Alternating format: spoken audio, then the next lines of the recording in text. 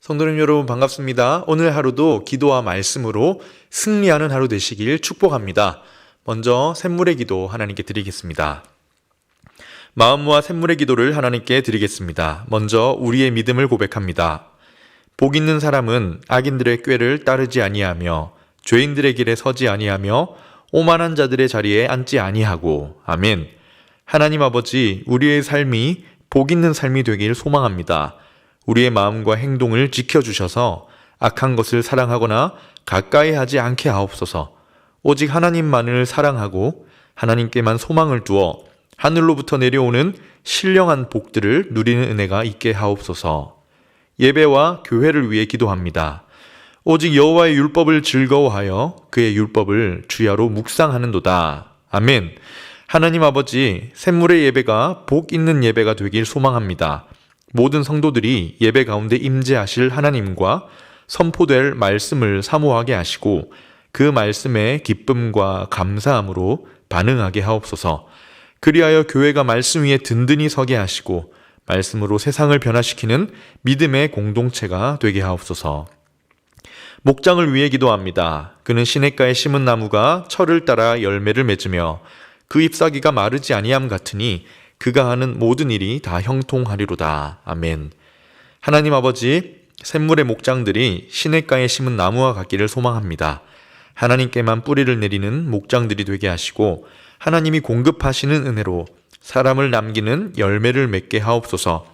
코로나로 인해 어려움을 겪는 목장을 위로하시고 다시 일어날 수 있는 힘과 용기를 허락하여 주옵소서. 다음 세대를 위해 기도합니다. 악인들은 그렇지 아니하며 오직 바람에 나는 겨와 같도다. 그러므로 악인들은 심판을 견디지 못하며 죄인들이 의인들의 모임에 들지 못하리로다. 아멘. 하나님 아버지, 우리의 자녀들이 복 있는 사람이 되길 소망합니다. 악한 길로 가지 않게 하시고 오직 하나님의 편에 서서 주의 말씀과 교훈으로 양육되게 하옵소서. 지혜와 지식을 더하여 주셔서 맡겨진 학업을 잘 감당케 하시고 하나님께서 주신 비전을 향해 달려가는 믿음의 세대들이 되게 하옵소서. 나라와 선교사님을 위해 기도합니다. 무릇 의인들의 길은 여호와께서 인정하시나 악인들의 길은 망하리로다. 아멘. 하나님 아버지, 이 나라 가운데 하나님의 복을 부어 주옵소서. 부정과 부패가 사라지게 하시고 하나님의 공의와 정의가 온전히 실현되게 하옵소서. 코로나로 인해 고통받고 있는 모든 자들을 위로하시고 속히 이 고통에서 벗어나게 하옵소서. 주의 복음을 위해 헌신하는 미자립교회 목회자들과 선교사님들에게 때를 따라 돕는 은혜를 더하여 주셔서 맡겨진 사명에 충성할 수 있게 하옵소서. 오늘도 샘물 성도들과 동행하여 주셔서 형통한 하루가 되게 하옵소서. 예수님의 이름으로 기도드립니다. 아멘. 오늘 함께 나눌 하나님 말씀은 요한복음 20장 19절에서 31절까지 말씀입니다. 이날 곧 안식 후 첫날 저녁 때에 제자들이 유대인들을 두려워하여 모인 곳의 문들을 닫았더니 예수께서 오사 가운데 서서 이르시되 너희에게 평강이 있을지어다. 이 말씀을 하시고 손과 옆구리를 보이시니 제자들이 주를 보고 기뻐하더라. 예수께서 또 이르시되 너희에게 평강이 있을지어다. 아버지께서 나를 보내신 것 같이 나도 너희를 보내노라. 이 말씀을 하시고 그들을 향하사 숨을 내쉬며 이르시되 성령을 받으라. 너희가 누구의 죄든지 사하면 사하여질 것이요 누구의 죄든지 그대로 두면 그대로 있으리라 하시니라. 12 제자 중에 하나로서 디두모라 불리는 도마는 예수께서 오셨을 때에 함께 있지 아니한지라. 다른 제자들이 그에게 이르되 우리가 주를 보았노라 하니 도마가 이르되 내가 그의 손에 못자국을 보며 내 손가락을 그 못자국에 넣으며 내 손을 그 옆구리에 넣어보지 않고는 믿지 아니하겠노라 하니라. 여드레를 지나서 제자들이 다시 집안에 있을 때에 도마도 함께 있고 문들이 닫혔는데 예수께서 오사 가운데 서서 이르시되 너희에게 평강이 있을지어다 하시고 도마에게 이르시되 내 손가락을 이리 내밀어 내 손을 보고 내 손을 내밀어 내 옆구리에 넣어보라. 그리하여 믿음 없는 자가 되지 말고 믿는 자가 되라. 도마가 대답하여 이르되 나의 주님이시요 나의 하나님이시니이다. 예수께서 이르시되 너는 나를 본고로 믿느냐? 보지 못하고 믿는 자들은 복되도다 하시니라. 예수께서 제자들 앞에서 이 책에 기록되지 아니한 다른 표적도 많이 행하셨으나 오직 이것을 기록함은 너희로 예수께서 하나님의 아들 그리스도이심을 믿게 하려 함이요 또 너희로 믿고 그 이름을 힘입어 생명을 얻게 하려 함이니라. 아멘. 예수님이 부활하셨습니다. 십자가에 죽으시고 3일 후에 무덤에서 일어나서 부활하셨습니다. 살아나셨어요. 하나님이 다시 살려주셨지요. 모든 사람이 이제는 끝이구나 라고 생각을 했는데 그것이 아니라 완전히 새로운 시작이 되었습니다. 예수님은 사망 권세를 이기시고 부활하셔서 40일 동안 여러 제자들과 함께 계셨습니다. 그런데 조금 오늘 본문을 읽으면서 이상한 점이 있습니다. 하나는요, 예수님은 부활하신 뒤에 왜 빌라도에게 나타나지 않으셨을까요? 예수님을 십자가에 못 박도록 내어줬고 십자가형을 집행한 총독 빌라도에게는 왜 부활한 몸을 보여주지 않으셨습니까? 부활을 드러내시기에 굉장히 효율적인 방식이 무엇입니까? 누구보다 빌라도에게 가서 보여주는 거 아니겠습니까? 마침 빌라도도 마음이 엄청 꺼림칙했거든요. 예수님을 유대인들에게 내어줄 때도 너무 고민이 되었고 마음이 괴로웠어요. 빌라도는 3번씩이나 한번 막아보려고 애를 썼었고 그의 아내도 꿈에서 예수님 때문에 막 괴로웠다고 하면서 그냥 놓아주라 이렇게 이야기합니다. 그러나 빌라도는 그런 상황 중에도 결국 십자가형을 하도록 내어줬죠. 자기 손을 씻으면서 이제 내 책임이 아니니 너희가 알아서 하라고, 너희 책임이라고 이렇게 넘겨줬지만 아마 며칠 밤잠을 못 이루었을 것 같습니다. 그러면 예수님이 살아나셔서 이 부활의 몸을 입고 이런 빌라도에게 부활을 보여주셨더라면 어떨까요? 밤중에 빌라도 집에 들어가셔서 빌라도야, 이거 한번 하시면 되는데요. 얼마나 통쾌했을까요? 그럼 벌벌 떨면서 잘못했다고 예수님께 무릎을 꿇고 빌지 않았을까요? 정말 엄청난 일들이 벌어졌을 텐데요. 또 이상한 점이 있는데요. 예수님은 왜 당시 대제사장들에게는 부활의 몸을 보여주지 않으셨을까요? 잘 아시겠지만 당시에 예수님의 무덤에서 시체가 없어져서 난리가 났었습니다. 예수님이 부활하셨는데 시체가 없어졌다고 생각을 했어요. 그래서 마태복음에 보면 대제사장들이 장로들과 모여서 막 의논을 합니다. 이 사건을 어떻게 처리할지, 혹여나 부활이 사실이라고 밝혀질까봐 막 머리를 굴리는 거예요. 그래서 어떻게 합니까? 당시 무덤을 지키던 경비병들에게 돈을 많이 줬다고 합니다. 입막음을 하려고, 거짓말을 하라고. 우리가 밤에 잠이 들었는데 예수님의 제자들이 밤에 와서 시체를 훔쳐갔다고, 도둑질해 갔다고 하랍니다. 그래서 군인들은 돈을 많이 받고는 그대로 해요. 그리고 소문이 어떻게 났냐면 제자들이 예수님의 시체를 훔쳐갔다라는 소문이 납니다. 자, 이런 상황에 예수님이 부활하셔서 대제사장들에게 나타나실 법하지 않습니까? 한번 그들의 모임에 나타나시면 어떻겠습니까? 그 이스라엘의 종교 지도자들이 깜짝 놀라서 이스라엘을 대표하는 사람, 가장 회개해야 할 그 사람들이 깜짝 놀라지 않겠습니까? 예수님이 나타나셔서 네가 그랬지 한번 하시면 무릎을 꿇지 않았을까요? 그리고 또 마지막으로 이상한 점은 예수님이 왜 당시에 다른 유대인들에게는 그 부활을 나타내지 않으셨을까 하는 것입니다. 예수님의 시체가 없어졌는데 제자들이 훔쳐갔다는 소문이 이제 파다했습니다. 그러면 가장 쉽게 부활을 보여주실 수 있는 방법이 무엇입니까? 예루살렘 광장 한 복판에 한 1시간만 서 계시면 오고 가며 유대인들 사이에 야 진짜 부활했었구나 난리가 나지 않았겠습니까? 근데 이게 그러지 않으셨다는 거예요. 오늘 본문에 읽어보면 그의 제자들에게만 예수님은 부활을 보여주셨습니다. 제한된 몇 사람들. 고린도전서 15장에 보면 조금 더 나옵니다. 이 베드로와 12제자 그 외에 500여 형제들, 그러니까 예수님을 따르고 추종하던 그 제자들에게 그리고 그 동생 야고보에게 부활을 보여주셨다고 합니다. 다 누구냐? 제자들입니다. 당시 사회에서 별 어떤 힘도 없고 능력도 없고 큰 영향력을 갖지 못했던 사람들. 아니, 오며 가며 길에서 예수님이 지나가시면 그 부활의 모습을 볼 법도 한데 엠마오로 가는 두 제자 외에는 어떤 유대인도 예수님을 본 일이 없습니다. 만약 길에서 부활을 보이셨더라면 아마 난리가 났겠죠. 신문에 헤드라인 기사로 나왔을 겁니다. 근데 예수님은 제자들에게만 그 부활을 보여주셨어요. 그 귀한 부활을, 그 귀한 능력을, 사망의 권세를 이기시고 죽음이라는 것을 짓밟으신 그 엄청난 위대한 사건을, 그 영광스러운 부활의 몸을 세상이 아니라 제자들에게만 보여주셨다는 것입니다. 왜 그렇게 했을까요? 제자들이 예수님의 부활의 몸을 보고 믿게 하시려고 나타나셨지요. 제자들에게 믿음을 주시려고 나타나셨습니다. 그러니까 부활의 몸을 보여주시는 목적이 분명합니다. 그를 따르는 제자들이 보고 믿어서 이분이 그리스도시구나. 이분이 생명을 주시는 분이시구나. 믿고 생명을 얻게 하려고 그렇게 하신 겁니다. 자, 이것을 통해 주시는 말씀이 무엇입니까?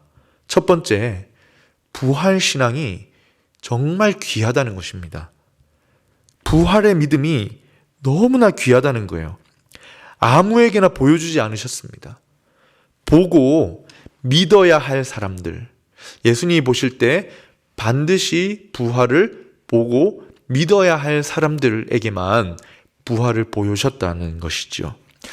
예수님에 대한 믿음, 이 부활의 신앙은 그래서 굉장히 귀합니다. 베드로도 그렇게 말합니다. 너희 믿음이 금보다 더 귀하다.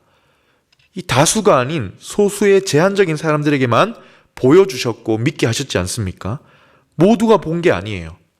택하신 이들만 봤습니다. 그래서 귀한 거예요. 우리에게 있는 이 부활의 신앙이 그래서 소중한 겁니다. 매 부활 때마다, 매 부활 주일마다 들어서 조금 당연해진 것이 당연한 게 아니었다는 겁니다. 당연하게 보이는 것을 당연하지 않은 것으로 보는 게 믿음입니다. 부활의 신앙은 이렇게 귀한 믿음이라는 거죠. 두 번째로 말씀하시는 것이 무엇일까요? 여기서 한 걸음 더 나아갑니다. 두 번째로는 우리에게 보여주신 그 귀한 부활 신앙을 가지고 살라는 겁니다. 여러분, 예수님은 제자들에게 부활의 몸을 보여주셨다고 했잖아요. 조금 더 구체적으로 살펴보면 아주 확실하게 보여주십니다. 제자들에게 나타나신 예수님의 모습을 보십시오. 특이하죠. 제자들은 예수님이 돌아가신 뒤에 유대인들이 무서워서 문을 꼭 잠그고 있었다고 합니다. 그때 예수님께서 문을 그냥 똑똑 두드리시면 어떻게 될까요? 누구든지 나가서 그 문을 여는 순간 깜짝 놀라 쓰러질 겁니다. 그렇게 하셔도 되는데 예수님이 어떻게 들어오셨습니까? 벽을 뚫고 들어오셨어요. 문이 잠겨 있는데 벽을 뚫고, 시간을 뚫고 이 땅에 오신 예수님이 이제 벽도 뚫고 오십니다. 한참 서서 제자들이 이야기를 나누고 있는데 그 자리 가운데 서 계신 거예요. 안 놀라겠습니까? 다른 복음서에 보면 유령인 줄 알고 놀라는 사람들도 나타납니다. 부활의 몸, 시간과 공간을 초월한 부활의 몸을 보이게 하신 거죠. 그리고 도마에게는 어떻게 하세요? 만져서 믿게 하십니다. 그 자리에 없던 도마가 말합니다. 나는 손에 못자국 보지 않고는 못 믿는다. 내 손을 그 옆구리에 넣어보지 않고는 못 믿겠다. 그랬더니 예수님이 8일이 지나서 또 오십니다. 보니까 매일 오신 것도 아니에요. 그리고 도마에게 오셔서는 한번 손을 보라고, 손을 넣어보라고 하십니다. 그리고 어떻게 됩니까? 믿는 자가 되라 하시지요.